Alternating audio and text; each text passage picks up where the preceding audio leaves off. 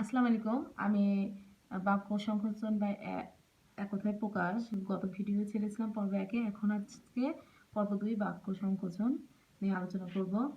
তো প্রথম প্রশ্ন কি? গোপন করার ইচ্ছা, জুগুপ্সা, গম্ভীর ধ্বনি, মন্দ্র, ঘন হয়েছে এমন, ঘনীভূত, ভূত, ঘরে পালিত যে জামাই, ঘর জামাই, ঘুমিয়ে আছে যে, সুপ্ত, ঘর্ষণ বা পেষণজাত গন্ধ, উত্তর পরিমল, চিরকাল ধরে স্থায়ী, চিরস্থায়ী, চুষে খাওয়া যায় যা, চোষ্য, চৈত্র মাসের ফল, চৈতালি, ছেলে ধরে যে, ছেলে ধরা, ছায়াপ্রদায়ী তরু, ছায়াতরু, জীবন পর্যন্ত, আজীবন, জল জল করছে যা,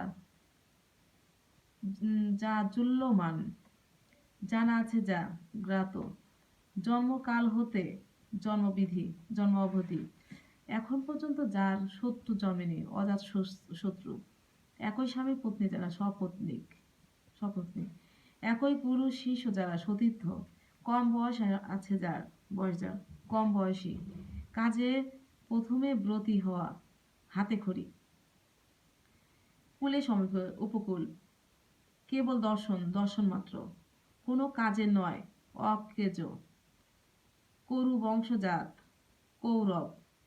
ধন্যবাদ।